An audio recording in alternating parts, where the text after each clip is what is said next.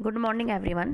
This is the MCQ question of the class 9th class from the chapter Fundamental Unit of Life, जो हमारा 5वां chapter है science का 9th B.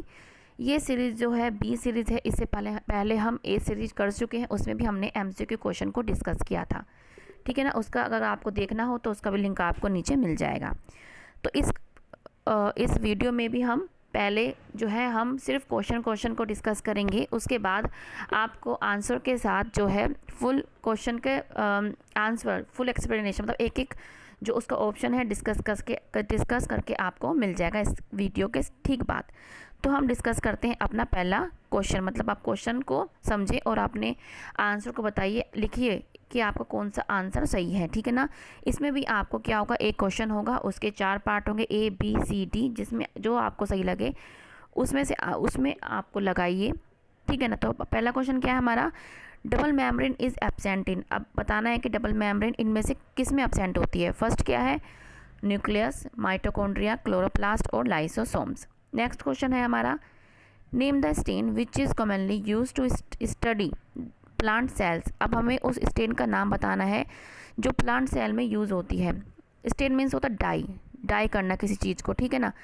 ये क्यों यूज़ होता है अभी बता देती हूँ, ताकि हम कोई भी प्लांट का कोई भी पार्ट देख रहे हैं, कोई भी लीफ में अगर हम स्टोमेटा ही देख रहे हैं, ठीक है ना, तो वो अच्छी तरह से उभर के आ पाए, हमको अच्छी तरह से दिख पाए, इसलिए हम इसको यूज़ करते हैं। ऑप्शन क्या है, सेफ्रानिन, मिथाइलिन ब्लू भी लिख सकते हैं, मिथाइलिन सही है, कॉटन ब्लू और एस्टा कार्माइन। इनमें से जो आपको पसंद है, जो आपको अच्छा लग रहा है, ये आपका टेस्ट है, अपने आप को टेस्ट योर स्कोर। ठीक है ना। आप देख के आपकी तैयारी कहाँ तक है।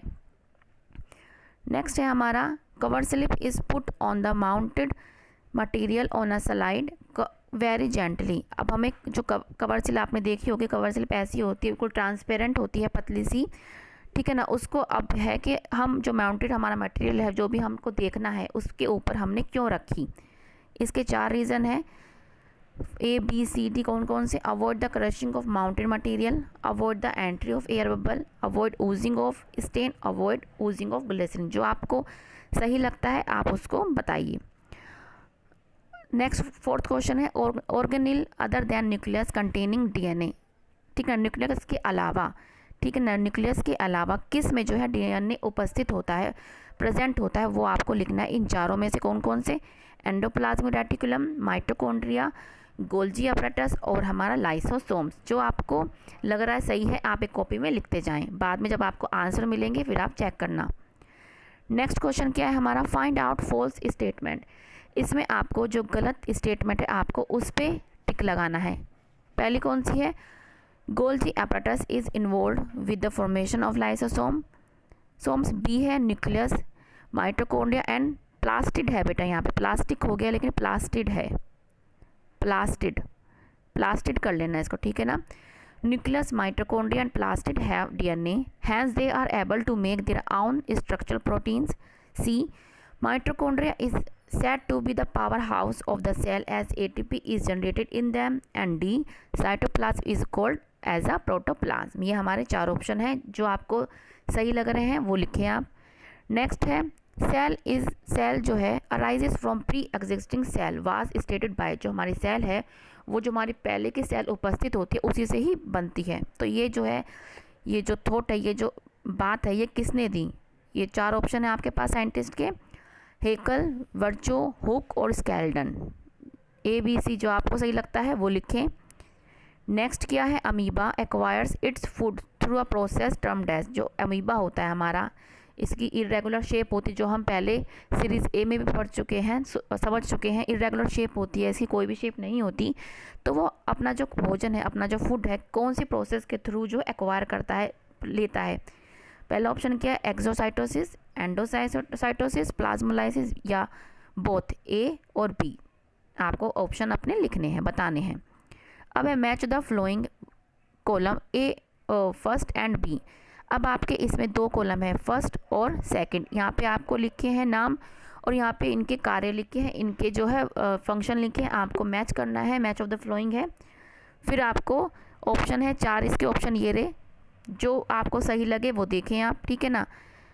तो आप देख लें कि ग्लाइकोजन का कौन सा फंक्शन है वो लिखें आप इसमें से मैच करके, इस वाले कॉलम में से क्लोरोप्लास्ट का कौन सा है, न्यूक्लियस का कौन सा है और क्रोमोसोम का कौन सा है। फिर आप ऑप्शन देखें कि आपका कौन सा ऑप्शन सही बैठ रहा है, ए बैठ रहा है सही, बी, सी या डी। ठीक है ना। नेक्स्ट क्वेश्चन है हमारा, the organelle not present in human cheek cell, जो ह्यूमन की चिक सेल होती है उसमें कौन सा ऑर्गेनेल जो है उपस्थित या प्रेजेंट नहीं होता। न्यूक्लियस, प्लाज्मा मेम्ब्रेन, माइटोकॉन्ड्रिया और क्लोरोप्लास्ट, इन चारों में से 4 क्वेश्चन ऑप्शन में से आपको एक चुनना है। नेक्स्ट क्वेश्चन क्या है, colourless plastids are known as, अब है हमें प्लास्टिड्स के बारे में बताना है, वो भी जो कलरलेस है उसका हमें अब नाम बताना है, चारों में से कौन सा है। फर्स्ट ल्यूकोप्लास्ट, क्रोमोप्लास्ट, क्लोरोप्लास्ट या नन ऑफ द अबव, मतलब या तो इन तीनों में से कोई नहीं, आपको एक अपना ऑप्शन चुनना है। नेक्स्ट हमारा क्वेश्चन है 11th, क्या है, इन plant cells nucleus is generally placed, जो हमारी प्लांट सेल होती है उसमें जो आप न्यूक्लियस होता है ना, न्यूक्लियस क्या होता है हमारा, जो हमारा सेंटर में होता है। ठीक है ना। तो आपको सेंटर में हमें नहीं पता कहाँ पे होता है, सेंटर में होता है या on one side of the cell होती है, या आपको घुमाने के लिए कहा गया है। ठीक है ना। अब आप बताइए कि in plant cells nucleus is generally placed first in the centre, on one side of the cell, या attach to the plasma membrane, या on one corner of the cell. ठीक है ना। आपको इन चारों ऑप्शन में से जो भी आपको सही लगते हैं अपनी स्टडी के अनुसार आप ये बताइए। नेक्स्ट क्वेश्चन है आपका, न्यूक्लियस वाज डिस्कवर्ड बाय, मतलब न्यूक्लियस को किसने डिस्कवर किया। आपके 4 ऑप्शन है, Robert Hooke, Robert brown, virtue और है स्केलेटन। इस जो भी आपको लगता है इसको आप अपनी कॉपी में आपको कैसे लिखना है, आपको ऐसे लिखना है, ए का फर्स्ट, ये क्वेश्चन आपका फर्स्ट है, इसका आंसर जो भी आपको सही लगता है ए, बी, सी, डी वो आप लिखिए। अब जब आपको इसका आंसर मिल जाएंगे तो आप अपना चेक करिए कि आपने कितने सही किए, आप कहाँ तक आपकी स्टडी है। ठीक है ना। ये आपके एमसीक्यू क्वेश्चन है। ठीक है। और ये बहुत ज़रूरी है क्योंकि ये आपको 10th में तो आपके ऐसे ऑप्शनल क्वेश्चन आएंगे ही आएंगे, और जो भी आप कंपटीशन देंगे, ठीक है ना, उसमें भी आपके ये आते हैं। आशा करती हूँ ये आपको सही लगा होगा, अच्छा लगा होगा। ठीक है बच्चों, अब हम मिलेंगे इसके आंसर्स के साथ नेक्स्ट वीडियो में। ओके बच्चों, बाय।